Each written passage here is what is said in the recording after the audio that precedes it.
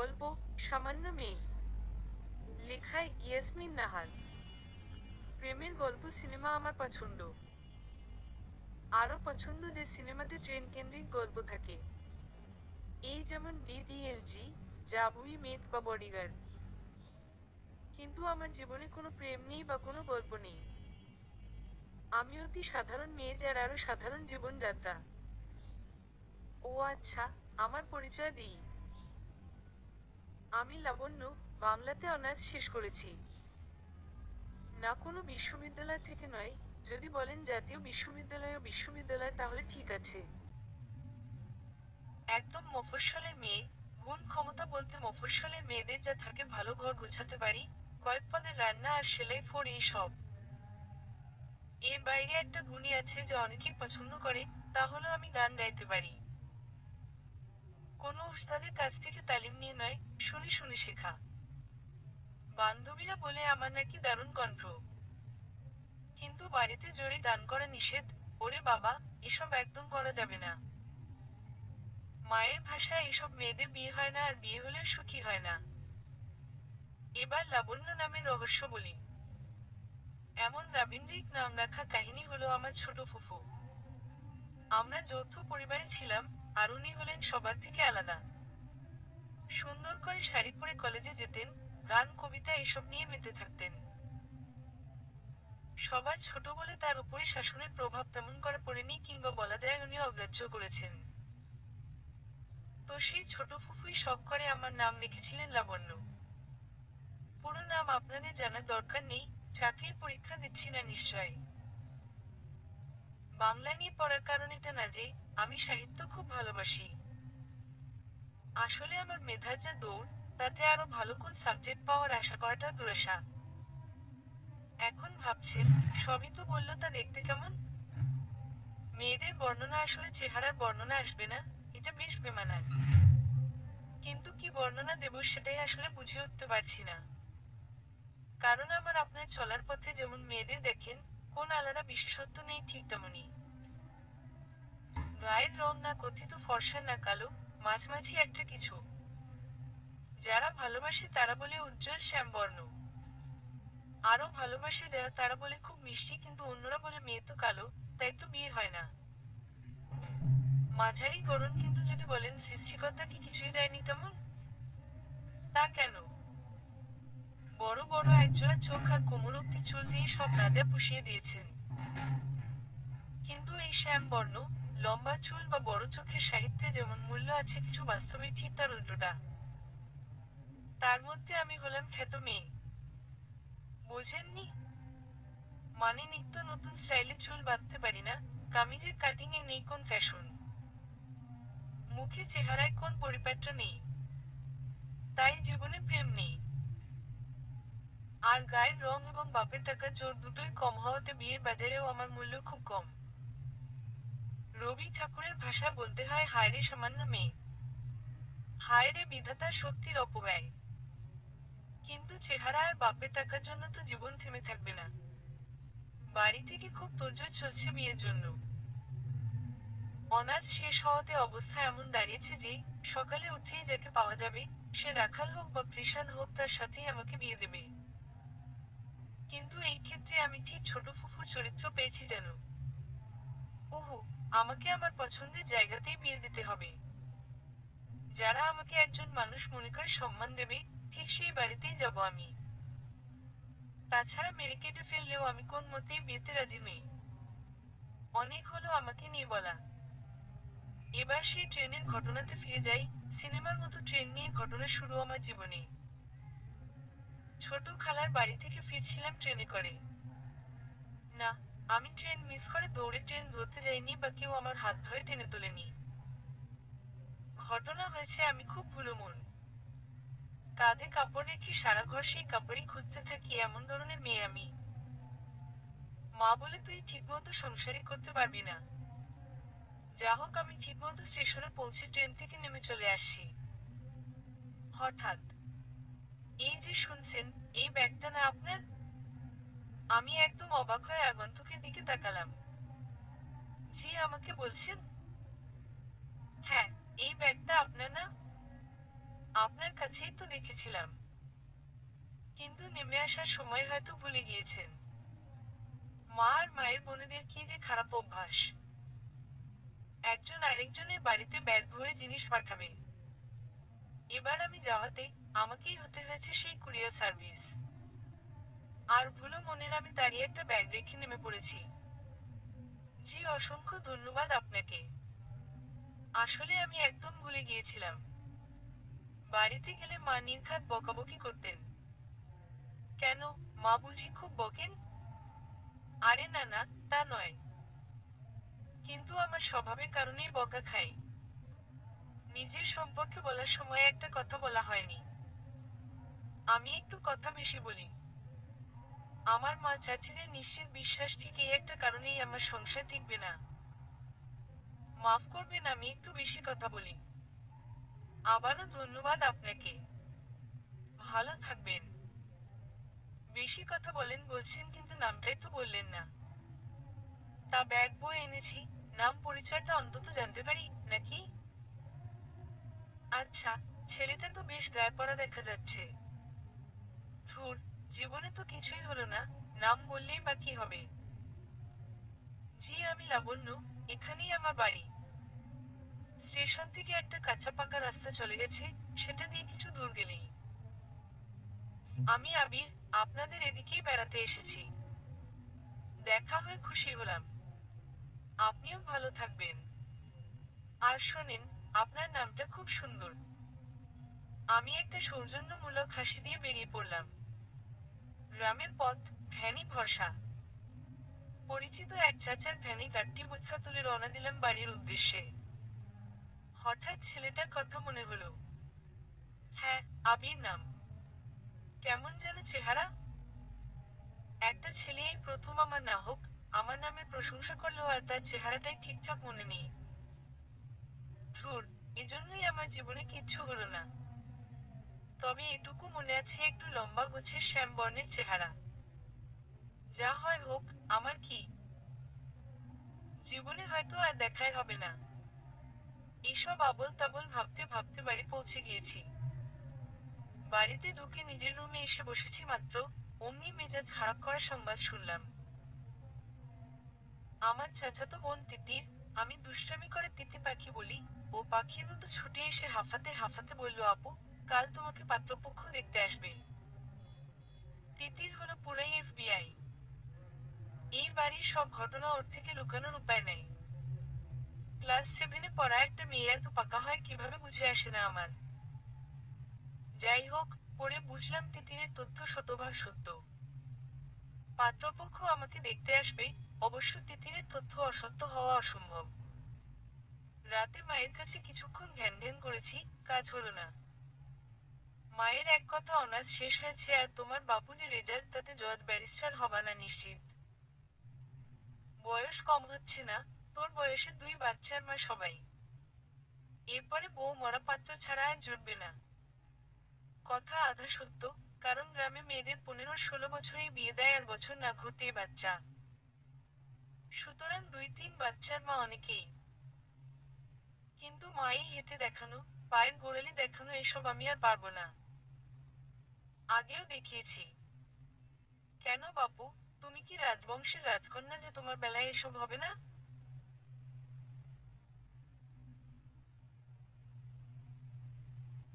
শোন লাবণ্য, তোর অনেক কথা সহ্য করেছি। আর না, ছোট ফুফুর মতো দেমাগ পেয়েছিস, চেহারা পাসনি, এটা মনে রাখিস। কথা সত্য। আমার ছোট ফুফু অত্যন্ত সুন্দরী। বুঝলাম, মা খুব তেতে আছে। তা আশেপাশের লোকজন যেভাবে লেগে থাকে, তাতে মায়ের খুব একটা দোষ দিয়ে লাভ নেই। প্রশ্ন করতে পারেন, বাবাকে কিছু বলি না কেন? আমরা গ্রামের মধ্যবিত্ত পরিবারের মেয়েরা বাবার সাথে কেন জানি দূরত্ব রেখেই চলি। কিছুটা ভয়, কিছুটা শ্রদ্ধায়। পরদিন দুপুরে পাত্রী দেখার নামে ছোটখাট বিয়ের অনুষ্ঠান যেন। 12 জনের বিরাট বহর এসেছে। নানা রকম পিঠা, নাস্তার পর্ব শেষ। দুপুরে খাওয়ার বিরাট আয়োজন চলছে। বুঝলাম, আমার রঙের কমতি আদর আপ্যায়নে পোষানো হবে। আমার পরিবার এবার খুব আশাবাদী। ছেলেরা ব্যবসার পরিবার, ছেলের নিজেরও ব্যবসা আছে। কিসের ব্যবসা শুনতে ইচ্ছা হয়নি। ওরা নাকি শান্ত, ভদ্র, সংসারী মেয়ে খুঁজছে। আমাকে সাজিয়েছেন পাশের বাড়ির ভাবি। একটা হালকা কচি কলা পাতা রঙের সুতি শাড়ি পরেছি, সাথে কাচের চুড়ি, চোখে কাজল আর ঠোঁটে হালকা লিপস্টিক। ভাবি আমাকে তার মেকআপ বক্স থেকে আরো কি কি দিতে চাচ্ছিলেন, আমি রাজি হইনি। এসব প্লাস্টার করা মুখ দেখে, পরে অতি সাধারণ আমাকে দেখে শক খাবে। এর চেয়ে আগেই শক খাওয়া ভালো। ওরা আমাকে দেখে শক খেয়েছে কিনা জানি না, কিন্তু আমি শক খেয়েছি। পাত্রপক্ষের সাথে সেই আবির ছেলেটা বসা। ও কেন এখানে? না, আপনারা যা ভাবছেন তা নয়। আবির পাত্র নয়। পাত্রের নাম আসিফ আরহাম। বিএ পাশ করে মোটর পার্টসের বড় দোকান দিয়েছে। ওদের সবাই ব্যবসায় করে। আরো কয়েকটি দোকান আছে রড সিমেন্ট সহ কাপড়ের। পাত্ররা 4 ভাই, যার মধ্যে 3 ভাই এই 3 রকম ব্যবসা করে। বাকি ছোটজন এমএ পাশ করে ব্যবসা না করে চাকরি করবে বলে জানিয়ে দিয়ে চাকরি খুঁজছে। সবাই একসাথে যৌথ পরিবার এবং আসিফ আরহাম 3 নাম্বার। একমাত্র বোন সবার বড়, তার ছেলে মেয়েরা সব বড় হয়ে গিয়েছে। ভাবছেন কিভাবে জানলাম এত তথ্য? তিতিরের কথা ভুলে গিয়েছেন বোধ হয়। সেই যে আমার চাচাতো বোন, এফবিআই এর মতো গোয়েন্দা, সেই সব বের করে জানিয়েছে। আবিরের ব্যাপারটা জিজ্ঞাসা করতে যেও করিনি। থাক, এত জেনে লাভ কি। যাই হোক, আমাকে সবার সামনে চেয়ারে বসানো হলো। পাত্রের মা বাবা, বোন, দুলা ভাই, ভাই, ভাইয়ের বউ সবাই আমার দিকে তাকিয়ে পরীক্ষা নিরীক্ষা করছে। সাথে মুরব্বি গোছের আরো কয়েকজন। একজন বললেন, মা একটু হেঁটে দেখাও তো। আমি দরজার পাশে দাঁড়ানো মায়ের দিকে চোরা চোখে কটমট করে তাকালে মা আরো গরম চোখে তাকাতেই চুপ হয়ে গেলাম। হাঁটলাম, চুল দেখালাম। চুল দেখে যে অবাক হয়েছে বুঝলাম কারো কারো মুখ দেখে। এবার প্রশ্নবান। নামাজ পড়ো? কোরআন পড়তে পারো? সূরা ফাতিহা পড়ে শোনাও। রান্না পারো? কি কি রান্না পারো? হাতের কাজ, সেলাই জানো? এরপর আরো কত কিছু। উত্তর দিয়েছি আবার চুপ করে থেকেছি। একজন আমার শিক্ষাগত যোগ্যতা শুনে বলল, তা মা জননী, অনেক পড়া হয়েছে। আর দরকার নেই। তাছাড়া আমাদের ঘরের বউ তো আর চাকরি করবে না। আমাদের বাড়ির কোন বউ কখনো চাকরি করেনি। শেষে এক মুরব্বি মহিলা বললেন পায়ের গোড়ালি দেখাতে। আমি দাঁতে দাঁত চেপে দেখানোর পরে উনি ফিসফিস করে অন্যকে বললেন ঠিক আছে। গোড়ালি মোটা মেয়েরা অলক্ষী হয়। আমার রাগে সমস্ত শরীর জ্বলে যাচ্ছে। আমি কি কুরবানির গরু যে এভাবে উল্টে পাল্টে দেখতে হবে? আর এত প্রশ্নের উত্তর দিতে হবে কেন? আমাকে যে প্রশ্ন করা হয়েছে, তা তো ছেলেকেও করা উচিত। সে নামাজ পড়ে কিনা, সে সূরা জানে কিনা। কিন্তু ছেলেরা আমাদের সমাজে বিশেষ সুবিধাজনক স্থানে থাকে, এজন্য এসব প্রশ্ন কেউ করে না। আর আমার মতো কালো মেয়ের এসব প্রশ্ন করার প্রশ্নই আসে না। শতটা প্রশ্নের উত্তর দিয়ে ফিরেছি নিজের রুমে। এখন সামনে যে আসবে তাকে ভস্ম করে দেব এমন অবস্থা আমার। তিতির একটু উকি দিয়ে অবস্থা সুবিধাজনক নয় বুঝে চলে গেল। ইস, ওকেই আমার দরকার। আবির কেন ওদের সাথে এই তথ্য তিতিরই বের করতে পারবে। কিন্তু এই আবিরকে নিয়ে ভাবার সময় আর হলো না আমার। রাতে ছেলেপক্ষ জানালো আমাকে ওদের পছন্দ হয়েছে। ওরা সামনে এগুতে চায়। ব্যাস, পুরো বাড়িতে শোরগোল পড়ে গেল। মনে হচ্ছে কালী বিয়ে যেন। কয়েকদিন পরের ঘটনা। এর মধ্যে আমার পরিবার থেকে আব্বা, মামা আর বড় দুলাভাই ছেলের বাড়ি দেখে এসেছে এবং বিয়ের দিন তারিখ নিয়ে কথাবার্তা চলছে। সত্যি বলতে কি বিয়ে নিয়ে আমার কোন অতি আগ্রহ বা কোন স্বপ্ন নেই। চিনি না জানি না এমন একজনের কাছে ধরিয়ে দেয়া হবে, আমাকে তাকে এবং তার পরিবারকে চিনে নিয়ে মানিয়ে নিয়ে চলতে হবে। নিজের মা, বোন, বান্ধবী সবাইকে তো দেখছি এভাবেই মেনে নিয়ে এবং মানিয়ে নিয়েই চলছেন। হাঁড়ি খুন্তি নাড়া আর সন্তান বড় করা এই তো জীবন। আমার মতো অতি সাধারণ মেয়ের জীবনে আর কি বা ঘটতে পারে। কিন্তু আমার একটু ইচ্ছা ছিল, আর কিছু না, ছেলেটার সাথে একটু কথা বলা, তার ইচ্ছা রুচি সম্পর্কে জানা, মেয়েদের কেমন ভাবে সে বা তার পরিবার সেটা জানার বড্ড ইচ্ছা ছিল। কিন্তু আমার মা বাদ সাধলেন। তার মনে হয়েছে আমি যদি বেশি জানা বোঝা করতে যেয়ে হিতে বিপরীত করে ফেলি।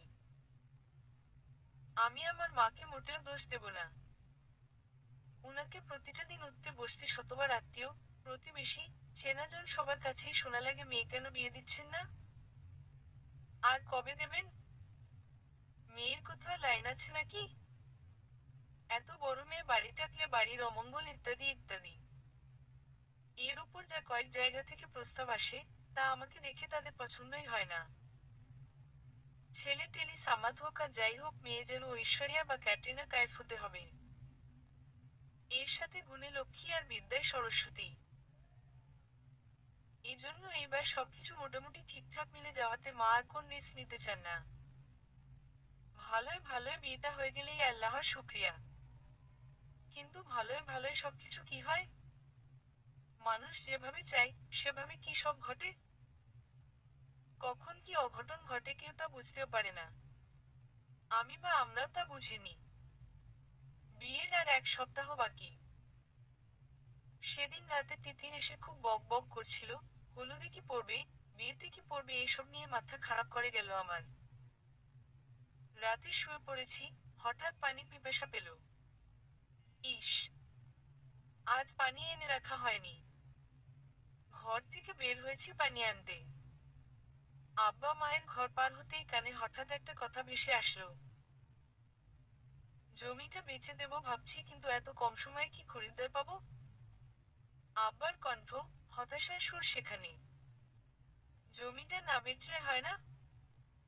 বাবুকে বলে দেখো, কোন সাহায্য যদি করে। তোমার ছেলে কবে আমাদের সাহায্য করেছে বলো? বিয়েতে সে আত্মীয়র মতো এসে খেয়ে যাবে, বড় জোর 2-5 হাজার টাকার বা সে টাকার গিফট দিতে পারে। আর জমি না বেচে কি করব? ঘটক বলছে ছেলের দোকান বাড়াবে, এজন্য কিছু নগদ টাকা দিতে হবে। এর সাথে দামি মোটর সাইকেল, তার দামই নাকি 3 লাখ, আর মেয়েকে এক সেট গহনা, আবার 100 জন বরযাত্রী আসবে। এদিকে আমাদের ছোট মেয়ে, শেষ বিয়ে। আত্মীয় স্বজন সবাইকেই দাওয়াত দিতে হবে, ভালো আদর আপ্যায়ন করতে হবে। কিন্তু এই জমি থেকেই তো সারা বছরের খাওয়া চলে আমাদের। অন্য জমি থেকে তো তেমন কিছু আসে না।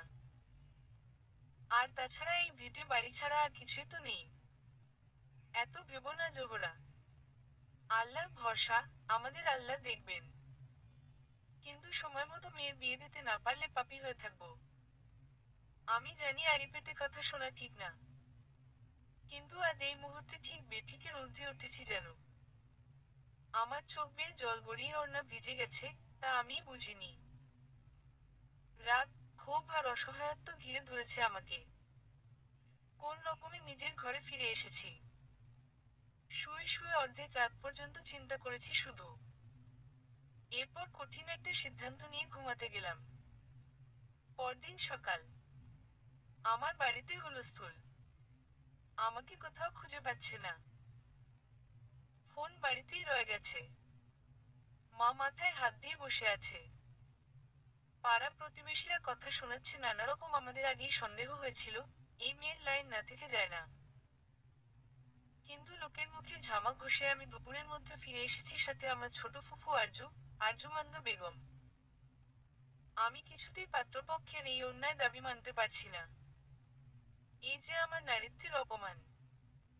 আমার রং চাপা বলে কি সেটা পোষাতে হবে আমার বাপের টাকায়? আমার বাপের জমি বেচে কেন আমার সুখ কিনতে হবে? আর সুখ, তার নিশ্চয়তা কি? আমি জানি আমার এসব কথা কেউ বুঝবে না। তাই যে বুঝবে আমি চলে গিয়েছি তার কাছে। ছোট ফুফু আরজু, পরিবারের একমাত্র বিদ্রোহী মেয়ে। কারো পরোয়া করে না, তার বক্তব্য আমি যতক্ষণ সঠিক কাজ করব, কারো কথা শুনবো না। ছোট ফুফুর কাছে যে সব খুলে বলতেই রেগে আগুন। তোর বাপের কি মাথা খারাপ? যারা বিয়ের আগেই এমন দাবি করতে পারে, বিয়ের পরে তো সম্পর্ক পাকাপোক্ত হবে। তখন নানা ছুতায় বলবে বাপের বাড়ি থেকে টাকা আনো, না আনতে পারলে নির্যাতন। এসব লোক খুব লোভী হয়। ফুফু এসে বাড়ি কাঁপায় ফেলেছে। আব্বা চুপ করে বসে আছেন। মা এসে থামানোর চেষ্টা করছেন। থামাতে না পেরে ক্রুদ্ধ হয়ে বোমা ফাটালেন যেন। এতই যখন দরদ, তা ভাইঝির একটা ব্যবস্থা করলে তো পারো। সবাই শুধু বড় কথা বলে, কাজের বেলায় কেউ না। কে বিয়ে করবে তোমার কালো ভাতিজিকে? আচ্ছা, আমি নিয়ে যাচ্ছি লাবণ্যকে। ওর দায়িত্ব আমার, আমি ওকে নিজের পায়ে দাঁড় করাবো। কিন্তু কিছুতেই এই বিয়ে হতে দেব না। সব আয়োজন শেষের পথে, দাওয়াত দেয়া শেষ। আর এখন বিয়ে ভাঙলে ওর জীবন কলঙ্কিত হবে। তোমার বয়স কম হলো না আরজু, অবুঝের মতো কথা বলো না। এমন জিদ করো না। যৌতুকের দাবিতে যখন শ্বশুরবাড়ির লোক মেয়ের গা হাত পা পুড়িয়ে দেবে, তখন ভালো লাগবে ভাবি? কি যা তা বলছো এসব? অমঙ্গল ডেকে এনো না। অমঙ্গল আমি আনছি না, তোমরাই আনছো। পাত্রপক্ষের এসব অবৈধ দাবি মেনে এরা যে বিয়ের পরে আরো টাকা পয়সা চাইবে না, তার নিশ্চয়তা কি? বিয়েতে মেয়ের সুখের জন্য কিছু তো দিতেই হয়। তাই বলে এমন লিস্ট ধরিয়ে দেবে? ভাই, আপনি কিছু বলেন। আজ চুপ করে থাকলে হবে না। মেয়েটার জীবনের প্রশ্ন। বিয়ে হয়ে গেলে তখন ব্যাপারটা কঠিন হয়ে যাবে। হ্যাঁ, বিয়ে ভাঙলে দুই একদিন নানাজন নানা কথা বলবে, কিন্তু জীবনটা তো লোকে না। জীবনটা আমাদের মেয়ের। সেটা এভাবে নষ্ট হতে দিতে পারি না। এরপরেও কিন্তু কথা থামেনি। আমার দুলা ভাই, মামা সবাই মিলে নানা কথা, যুক্তিতর্ক চলেছে সারাদিন।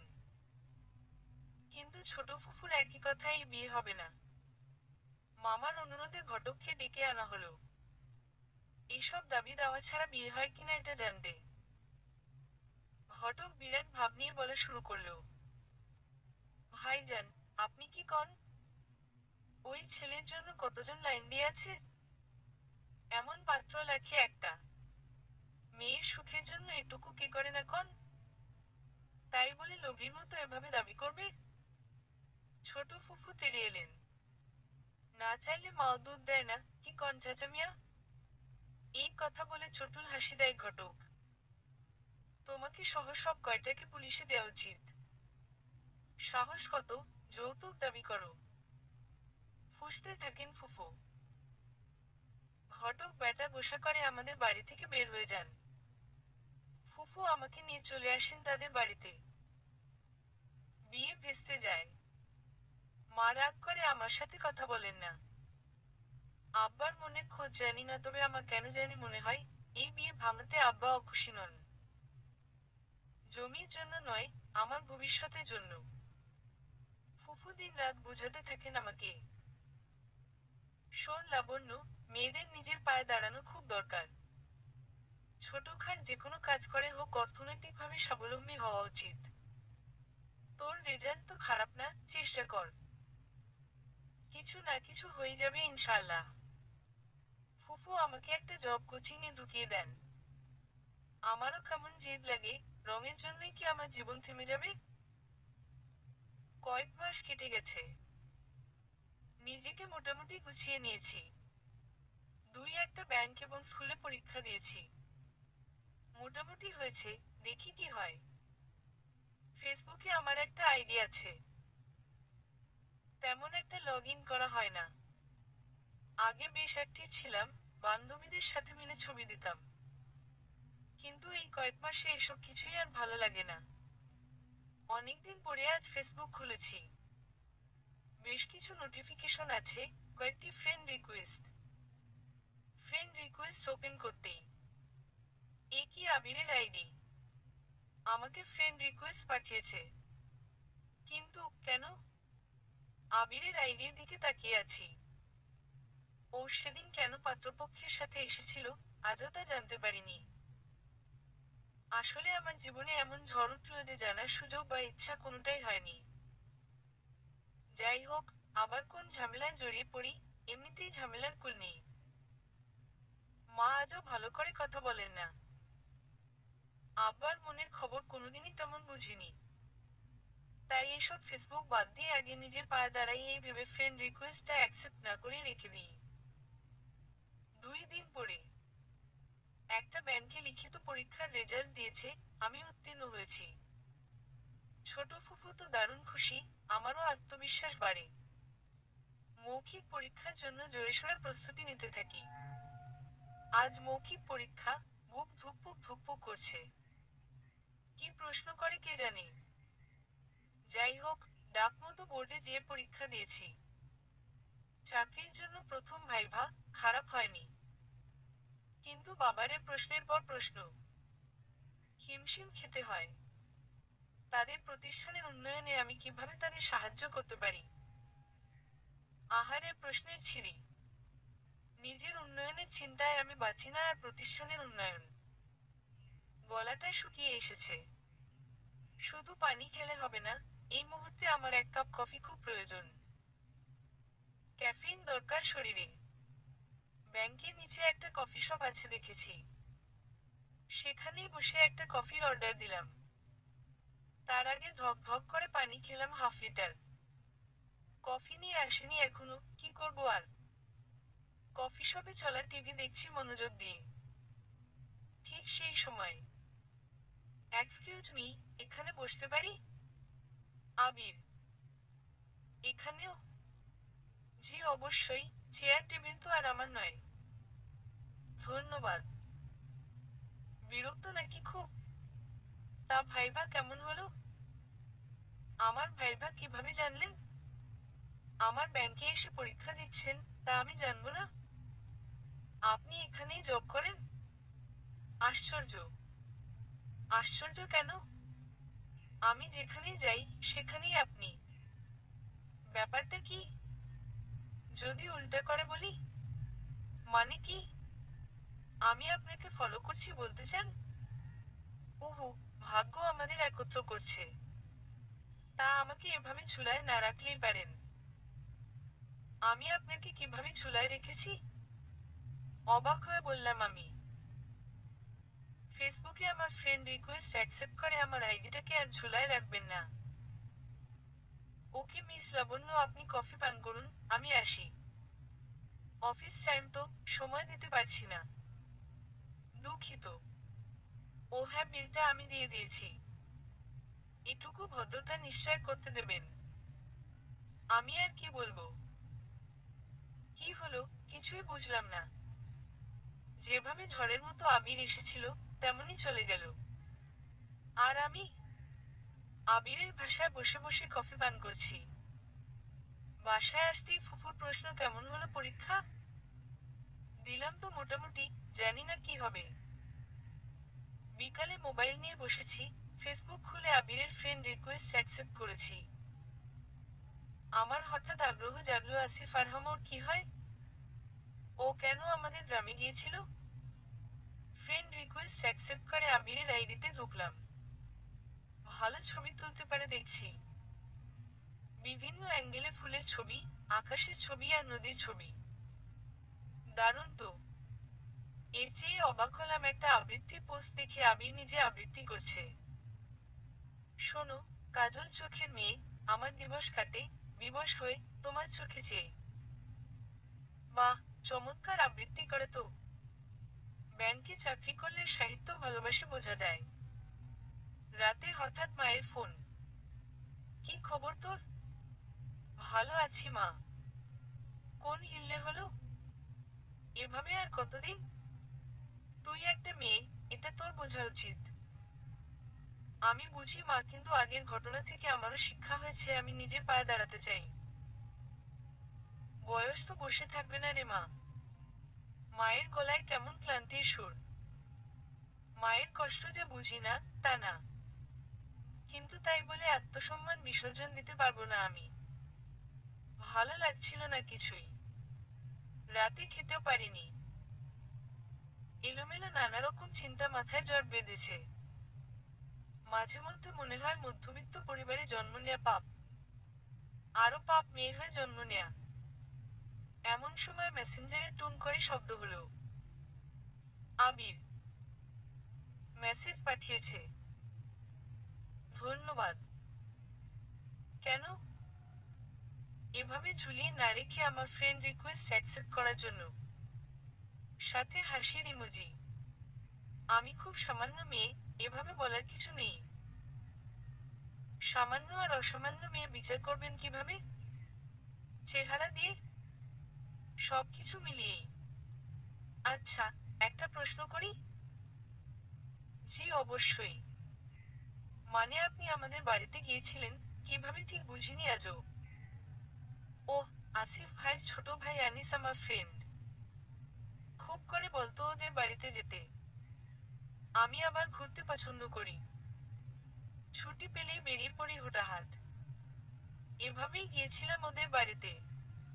এরপর ওর ভাইয়ের জন্য পাত্রী দেখতে যাবে, আমাকে জোর করে ধরে নিয়ে গেল। না গেলেই ভালো হতো। কেন? আপনাকে এভাবে অপমান করবে আমি বুঝতে পারিনি, আমার খুব খারাপ লেগেছিল। কেন? বুঝলাম না। এই যে নানা রকম প্রশ্ন করা, হেঁটে দেখানো এসব। আরে এসব আমাদের গ্রামের মেয়েদের জন্য নতুন কিছু না। আমি জানি আপনার বিয়েটা কেন হয়নি।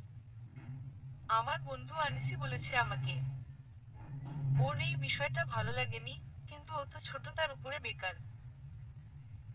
ওর কথা কি শুনবে? বাদ দেন, আমি এসব ভুলতে চাই। কিন্তু শাড়িতে আপনাকে কিন্তু দারুণ লাগছিল। খুব মন ভালো করতে চান, তাই না? আচ্ছা, রাত হলো। ভালো থাকেন, শুভরাত্রি। চ্যাটিং করে আমার কেন জানি ভালো খারাপ দুটোই লাগছে। ভালো লাগছে কারণ এই প্রথম কেউ আমাকে বললো আমাকে ভালো লাগছিল দেখতে, আর খারাপ লাগার কারণ কি দরকার এসব অযথা চ্যাটিং ফ্যাটিং। আচ্ছা, আমি কি বিষণ্ণতায় ভুগছি? না হলে কোন কিছুই ভালো লাগে না কেন? বেশ কয়েকদিন ধরে আমার শরীরটা ভালো যাচ্ছে না। কেমন জ্বর জ্বর, খাবারের রুচি নেই, ঘুমও হচ্ছে না ঠিকমতো। বিকালে ব্যালকনিতে বসে আছি, ছোট ফুফু কাছে এসে দাঁড়ালেন। মাথায় হাত রেখে বললেন, এভাবে নিজেকে কেন কষ্ট দিচ্ছিস লাবণ্য? তোর এই যে অসুস্থতা, এটা কিন্তু মানসিক অসুস্থতার কারণে। দেখ, এই সমাজে দুর্বলের প্রতি সব অবজ্ঞা, সব দোষারোপ, সব নিন্দা। মেয়েরা ফুটবল হয় এজন্য তাদের এসবের শিকার হতে হয় বেশি।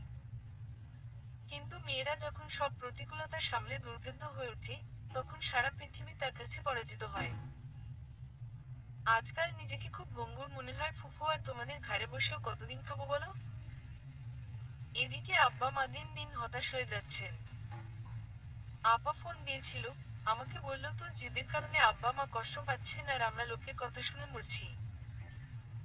নিশ্চয় কষ্টে পড়ে সুখ, এটা আমার কথা না, এটা মহান আল্লাহর কথা। তোর সুদিন আসবে, তখন এই সব দুঃখ কষ্ট সব তুচ্ছ মনে হবে মা। এখন একটু চাঙ্গা হতো, যা আমাদের দুইজনের জন্য চা বানিয়ে নিয়ে আয়। ছোট ফুফু আমাকে যেমন বোঝে তেমন করে কেউই বোঝে না।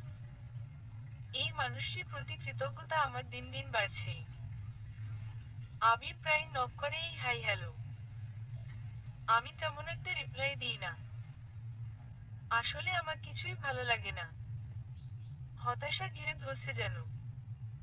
সেদিন রাতে অনলাইনে আসতেই আবির আমাকে মেসেঞ্জারে কল দিল। ও আমাকে কখনো কল দেয় না। আজ কল দেয়াতে আমি অবাকই হয়েছি। হ্যালো, আসসালামু আলাইকুম। কেমন আছেন? ওয়ালাইকুম সালাম। লাবণ্য, আপনি কি অসুস্থ? কেন বলুন তো? আমি অবাক হয়ে বললাম। আপনার কণ্ঠস্বর কেমন নিস্তেজ লাগছে। আসলে আমার কয়েকদিন ধরে জ্বর জ্বর, শরীরটা ভালো যাচ্ছে না। আহা, ডাক্তার দেখিয়েছেন? আরে না, এমনিতেই ঠিক হয়ে যাবে। লাবণ্য, আপনার সাথে আমার কিছু কথা ছিল। জি বলুন। না, ফোনে নয়। আমি সরাসরি বলতে চাই। আপনি অনুমতি দিলে দেখা করতাম। আ আমি আসলে বুঝতে পারছি না। আপনাকে পরে জানাবো। ফোন রেখে নতুন একটা চিন্তায় পড়েছি আমি। আবির আমাকে কি বলতে চায়? প্রেমের প্রস্তাব দেবে নাকি? ধুর, কি ভাবছি আমি। আমার উচিত ছোট ফুফুর সাথে শেয়ার করা। কিন্তু পরদিন সকালে নতুন একটা চাকরির পরীক্ষার ডেট পড়ায় মাথা থেকে আবিরের চিন্তা ঝেড়ে ফেলে নতুন উদ্যমে পড়া শুরু করি। 15 দিন পর, রাত 10টা 30। মেসেঞ্জারে টুং করে শব্দ। আবিরের মেসেজ। আমি কি কোনো অপরাধ করেছি মিস লাবণ্য? আসলে আমি খুব বিজি ছিলাম একটা চাকরির পরীক্ষা নিয়ে। যদি মনে করেন আমি আপনাকে বিরক্ত করছি, তাহলে আমি আর নক দেব না। না না, কি বলছেন? 2 দিন পরেই একটা পরীক্ষা। আমি আপনাকে অবশ্যই জানাবো। পরদিন সকালে ফুফুর সাথে সবকিছুই খুলে বলেছি। জানতে চাই কি করব? দেখা করতে সমস্যা কি? তুই কি ভয় পাচ্ছিস? যেয়ে দেখ কি বলতে চাই। আর যদি বলিস আমি না হয় বাইরে কোথাও দাঁড়িয়ে থাকবো। কি যে বলো না ফুফু। আমি কি বাচ্চা নাকি? বাচ্চা না বলেই তো এত চিন্তা। আমার মনে হয় তুই দেখা কর। শোন কি বলি। আচ্ছা, আগে পরীক্ষাটা দিই তো। পরীক্ষার চিন্তার চেয়ে দেখা করার চিন্তাই আমার কাছে বড় হয়ে দেখা দিল। আসলে কখনো এভাবে কারো সাথে দেখা করিনি। খালি মনের মধ্যে আকুলি বিকুলি করছে, কি বলতে পারে। 2 দিন পার হলো এভাবেই। পরীক্ষা হলো কোন রকম। আবির যেহেতু রাতেই নক করে, বুঝেছি যে সে রাতেই ফ্রি থাকে। আমি আবিরকে নক দিলাম। কেমন আছেন? ভালো। আপনার পরীক্ষা কেমন হলো? হয়েছে কোন রকম? আসলে আপনি কিছু বলতে চেয়েছিলেন। জি, কিন্তু সরাসরি। আচ্ছা, সমস্যা নেই। কবে কোথায় আসবো বলুন? বেশি দূরে নয়, আপনার বাসা থেকে বের হয়ে যে মার্কেট, তার অপোজিটে আসুন। সেখানে একটা ভালো কফি শপ আছে। কিন্তু দিনক্ষণ তো বললেন না। অফিস ডেতে বাদ থাকুক, আগামী শুক্রবার বিকাল 5টায়। আর কফি শপের ডিটেইলস আমি মেসেজ করে দিচ্ছি। আচ্ছা ঠিক আছে। ভালো থাকুন। আপনিও। আশা করি শীঘ্রই দেখা হচ্ছে। একদিন পরেই শুক্রবার, কিন্তু আমার সময় যেন থমকে গেছে। কি পরে যাব সেটাই বুঝতে পারছি না। আমার কখনো এমন হয়নি, সারা জীবন বান্ধবী আর বোনদের ধমক দিয়েছি রেডি হতে দেরি হয় এজন্য। অবশেষে একটা হালকা গোলাপি রঙের থ্রি পিস পরে, চোখে কাজল আর ঠোঁটে হালকা লিপস্টিক দিয়ে বের হয়েছি নির্দিষ্ট জায়গায় কফি শপে। দরজা ঠেলেই ভেতরে ঢুকেই দেখি আবির আগিয়ে এসে বসে আছে। আমাকে দেখে উঠে দাঁড়ালো। হেসে বললাম, আগেই চলে এসেছেন যে। আপনাকে অপেক্ষায় রাখতে চাইনি। ধন্যবাদ। কফি শপটা সুন্দর। আপনিও সুন্দর। মানে? মানে আপনাকে সুন্দর লাগছে। এটা বলতে নিশ্চয় ডাকেননি? উহু, আমার কিছু কথা বলতে রেখেছি। আচ্ছা, আগে অর্ডার দিই। কি খাবেন বলেন? কফির সাথে আর কি? আর কিছু না, শুধুই কফি। আবির ওয়েটারকে ডেকে 2 কাপ কফির অর্ডার দিল। আমি জিজ্ঞাসু দৃষ্টিতে ওর দিকে তাকিয়ে আছি। লাবণ্য, আমি চাই আমি আমার কথাগুলো আগে শেষ করব, এরপর আপনি কথা বলবেন। আচ্ছা বলেন। আমি একটা নিম্ন মধ্যবিত্ত পরিবারের সন্তান। 2 ভাই 2 বোনের মধ্যে সবার ছোট। নিম্ন মধ্যবিত্ত পরিবার, সুতরাং বুঝতেই পারছেন দুঃখ, দরিদ্রতা এসবের সাথেই বেড়ে ওঠা। জীবনে কোন বড় স্বপ্ন ছিল না কোনোদিনই। একটি সাধারণ সাধাসিধে জীবন, মা বাবার পাশে দাঁড়ানো আর একজন প্রিয় মানুষের আশ্রয়েই আমার স্বপ্ন। জীবনে এত বেশি স্ট্রাগল করতে হয়েছে যে প্রেম ভালোবাসার কথা চিন্তা করাও বোকামি ছিল আমার জন্য। তাই এসব হয়নি। লেখাপড়ায় খারাপ ছিলাম না, কিন্তু লেখাপড়া শেষ করে সরকারি চাকরির আশায় না থেকে যেখানেই সুযোগ পেয়েছি ঢুকে গিয়েছি। এখন প্রশ্ন করতে পারেন, কেন আপনাকে এসব বলছি? কারণটা একটু পরেই বুঝতে পারবেন। চাকরি শুরু করার পরে মা আর বোনেরা চাপ দিতে থাকে বিয়ের জন্য। কিন্তু আমি একটু স্বাধীনভাবে ঘুরতে চেয়েছি আরো কিছুদিন।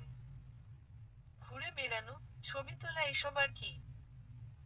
কিন্তু কিন্তু কি? ও সরি। থাকতে না পেরে মুখ ফসকে বলে ফেলি আমি। আবির মিষ্টি করে হাসে। হাসলে ছেলেটাকে বেশ লাগে। কিন্তু একটা ট্রেন জার্নি আমার জীবন উলটপালট করে দিয়েছে। আপনার সাথে যেদিন প্রথম দেখা হলো আপনি ট্রেনে ঠিক আমার কামরাতেই আমার পাশের সারিতে উল্টো দিকে বসেছিলেন। আমি জানি আপনি আমাকে খেয়ালই করেননি, কিন্তু আমি আপনাকে দেখেছি। কি দারুণ উচ্ছল আপনি! আপনার ফোন আসলো আর আপনি কি উচ্ছ্বসিত স্বরে কথা বলতে শুরু করলেন। আপনার অবাধ্য চুল চোখে মুখে এসে পড়ছে আর আপনি ঝর্ণার মতো কলকল করে কথা বলে চলেছেন। ঘটনাক্রমে আপনি একটা ব্যাগ রেখে নেমে পড়াতে আপনার সাথে কয়েকটা বাক্য বিনিময় হলো, কিন্তু নাম ছাড়া আর কিছুই জানতে পারিনি। এরপর কাকতালীয়ভাবে আপনাদের বাড়িতে যেয়ে আপনাকে দেখে আমি চরম ধাক্কা খেয়েছি, আবার মুগ্ধও হয়েছি। কচি সবুজ পাতা রঙের শাড়িতে আপনাকে সবুজ পাতার মতোই সজীব লাগছিল। চোখ সরাতে পারছিলাম না, আবার ধরা পড়ার ভয়ে বেশিক্ষণ তাকাতেও পারছিলাম না। কিন্তু মন ভেঙে গিয়েছিল এটা ভেবে যে আপনি অন্য কারো হয়ে যাচ্ছেন। ভবিতব্য মেনে নিয়ে আমি ফিরে আসি আমার কর্মস্থলে। কিন্তু কিছুদিন পরে আমার বন্ধু আনিস জানায় বিয়েটা হয়নি, ভেঙে গিয়েছে। কারো বিয়ে ভাঙার কথা শুনলে খুশি হওয়া ঠিক না জানি, কিন্তু আমি আমার খুশি আটকাতে পারিনি। আনিসের কাছে আপনার ডিটেইলস ছিল, সেটা শুনে ফেসবুকে সার্চ দিয়ে আপনাকে পেয়েছি। কিন্তু ফ্রেন্ড রিকোয়েস্ট তো গ্রহণ করেন না। তারপর তো আমার ব্যাংকেই দেখা হলো আবার। কিন্তু লাবণ্য, ব্যাংকের নিচের কফি শপে আপনাকে দেখে আমার ভীষণ খারাপ লেগেছে। হাসি খুশি, কল কল করে কথা বলা আপনি কি বিষণ্ণ, চেহারা মলিন, নেতিয়ে পড়া বাসি ফুলের মতো। আমি হাসি খুশি লাবণ্যকে দেখতে চাই, তার কল কল করে কথা বলা শুনতে চাই। লাবণ্য, আমি খুব সাধারণ ছেলে। আমার সাধারণ সাধাসিধে জীবনে আপনি কি আমার আশ্রয় হবেন? আমি আসলে কি বলবো? আমি তো হতবাক, বিস্মিত এবং একই সাথে হতভম্ব। বলি কি এসব? আমাকে নিয়ে এভাবে কেউ ভাবতে পারে তাই তো আশ্চর্য আমার কাছে। কিন্তু সত্য অনেক সময় কল্পনার চেয়ে সুন্দর হয়। আমি নিজেকে সামলে নিয়ে স্বাভাবিক হয়ে প্রশ্ন করি, বিয়ে ভেঙে যাওয়া একটা শ্যামলা মেয়ের প্রতি করুণা? না, একজন মায়াবী মানুষকে নিজের মানুষ করা পাওয়ার তীব্র আকুলতা। আপনি ভালো জব করেন, অনায়াসেই সুন্দরী মেয়ে পাবেন, আর তাছাড়া আমার বাবার অবস্থা তো ভালো না। আমি মনের মানুষ খুঁজে পেয়েছি, সওদা করতে চাই না। আর সৌন্দর্যের সংজ্ঞা আমার কাছে ভিন্ন। আপনার চোখের গভীরতায় আমি যে সৌন্দর্য খুঁজে পাই, কথিত গৌর বর্ণে আমি সেই সৌন্দর্য পাই না যে। দেখুন আবির, প্রেম করার মতো লুতুপুতু আবেগ আমার এখন নেই, আর সেই পরিস্থিতিতেও আমি নেই। সেটা নিশ্চয় বোঝেন। আমি যে আজীবন প্রেম করার লাইসেন্স পেতে চাই। এ কথা বলেই আবির আবার হাসল। এদিকে আমার অবস্থা সঙ্গীন। লজ্জায় আমি ঘেমে যাচ্ছি। ওয়েটার সেই কখন কফি দিয়ে গেছে, যা ঠান্ডা হয়ে কোল্ড কফি হওয়ার পথে। কয়েক মুহূর্ত কেটে গেল এভাবেই। এরপর আমি মুখ নিচু রেখেই আরক্ত মুখে বলি, আমার পরিবারের লোকজনই এই ব্যাপারে সিদ্ধান্ত নেবে। আপনি আবার না করে বসবেন না তো? আমি কোন রকমে নাসূচক মাথা নাড়িয়ে উঠে বের হয়ে এসেছি। আবির বিল পে করে দৌড়ে আসলো। আরে দাঁড়ান, রিকশা ঠিক করে দিই। লাগবে না, আমি যেতে পারবো। এরপর আমি কিভাবে বাসায় ফিরেছি জানি না। কি এক অদ্ভুত ঘোরের মধ্যে আছি। তার চেয়েও অদ্ভুত অনুভূতি হচ্ছে আমার। ফুফু ব্যালকনিতে পায়চারি করছিল, আমাকে দেখে দৌড়ে এসে উদ্বিগ্ন হয়ে কি হয়েছে জানতে চাইলেন। আমি প্রথমে কিছুই বলতে পারিনি। একটু ধাতস্থ হয়ে খুলে বলেছি সব। আমার মতো ফুফুও খুব অবাক, কিন্তু এরপর আল্লাহর শুকরিয়া আদায় করে আমার মাথায় হাত রেখে বললেন, বলেছিলাম না মা, আল্লাহ তোর জন্য ভালো কিছু লিখে রেখেছেন। আমি ফুফুকে জড়িয়ে ধরে নিঃশব্দে কাঁদতে থাকলাম। এরপর সবকিছুই অতি দ্রুত ঘটতে থাকলো। আবিরই প্রথম ফুফুর সাথে কথা বলল, এরপর দুই পরিবারের দেখা দেখি, বিয়ের কথাবার্তা। আমি এখন ট্রেন স্টেশনে। আজ আমার বিয়ে হয়েছে আবিরের সাথে। আমি এখনো ঘোরের মধ্যে রয়েছি। মা আমাকে জড়িয়ে ধরে অঝরে কেঁদেছেন। আবিরের বাবা যেয়ে মাকে সান্ত্বনা দিয়ে বলেছেন, বিয়াইন, আমার মা মরে গিয়েছেন, তাই আমি আজ আমার মা নিতে এসেছি।